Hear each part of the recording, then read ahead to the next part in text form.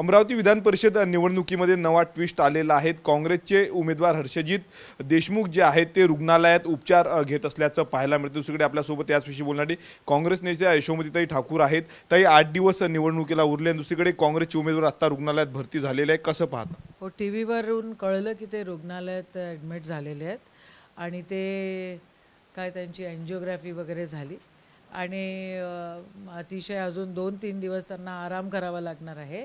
पण ICUमध्ये तुम्ही पत्रकार जातात आणि इंटरव्ह्यू देता, म्हणजे चाललं काय आहे? खरंच ॲडमिट आहे की काय नाटक आहे की मॅनेज झालेलं आहे? आमच्या कानावर तर वेगळ्याच गोष्टी येतात आहे। काय गोष्टी ते तुमच्या कानावर आलेल्या? हे 15-20 कोटी रुपयाचा व्यवहार केलेला आहे म्हणतात त्यांनी।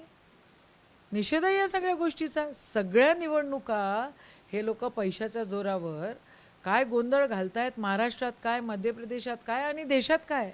बघितलं तुम्ही मीनाक्षी नटराजनचा कसा फॉर्म रिजेक्ट केला, बघितलं तुम्ही सोलापुरामध्ये यांनी काय केलं, बघताय तुम्ही आता काय होतंय। म्हणजे राग येतोय आम्हाला, पण चीड होतीये आमची पण। कोणी दिले असावे 15-20 कोटी रुपये, ज्या पद्धतीने तुम्ही आता मोठा आरोप केलाय? आता कोणी दिले असावे हे होम मिनिस्ट्रीनी शोधावं का मी शोधू? मला काय माहिती आहे कोणी दिले असावे? ज्यांना निवडणूक लढायची आहे आणि वन साईड करायची त्यांनी दिले असावे। हे काय मला विचारण्याची गोष्ट आहे का? हे पत्रकार आहात तुम्ही फाइंड आउट करा ना कोणी कुठे काय कसं दिलं, आणि नाही तर होम मिनिस्टरला विचारा काय आहे विषय। वंचितकडनं पाठिंबा मागितला जातोय काँग्रेस उमेदवाराला सुरुवातीपासून, आता बोलणी चालू असल्याचं देखील बोललं जातं, कसं पाहतं, काय चाललंय अमरावती विधान परिषद? तुम्ही आम्हाला जे प्रदेश अध्यक्ष म्हणतील त्या हिशोबानंच आम्ही करू। फॉर्म भरला त्या दिवसपासूनच काँग्रेसचे उमेदवार मतदारसंघात किंवा जिल्ह्यामध्ये फिरकले नाही अशी चर्चा होती। तुमचं काही या काळामध्ये त्यांच्यासोबत बोलणं झालं का? जिल्हाध्यक्ष देखील म्हणतात की आमचं काही बोलणं नाही। माझी फक्त एक वेळा त्यांची भेट झाली, जी मीटिंग झाली होती आमची सगळ्यांची, आणि ते त्या दिवशीपासून संध्याकाळपासून कामाला लागले होते। ते 2 दिवस फिरले, 2 दिवस सगळ्यांसोबत भेटीगाठी केल्या, काय 77 की 78 लोकांना ते भेटले आणि त्याच्यानंतर गायब। अजूनपर्यंत काय त्यांचा फोन नाही, काय नाही, काहीच नाही।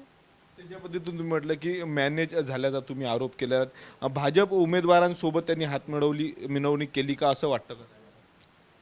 हां, म्हणजे मला काय वाटतं, तुम्हाला काय वाटतं हे सांगा। मला काय वाटतं तुम्ही सांगून चुकलेली आहे। अमरावती जिल्हा सामान्य रुग्णालयात जर आपण पाहिलं तर एकाच खाटेवर 2-2 रुग्णांवर उपचार त्या ठिकाणी केले जातात।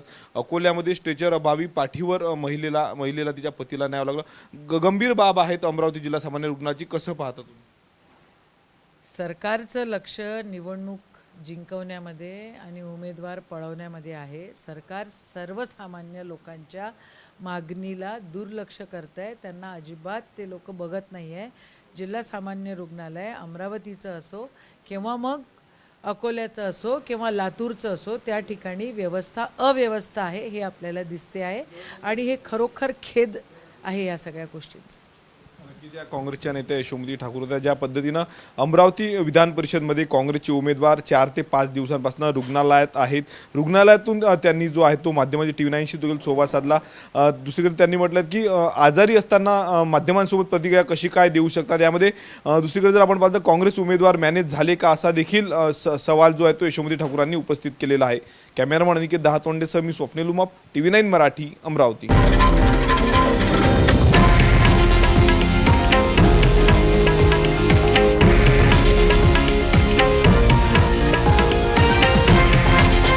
हे आहे देशातील नंबर 1 न्यूज नेटवर्क आणि आपण पाहत आहात TV9 मराठी, एकमेव।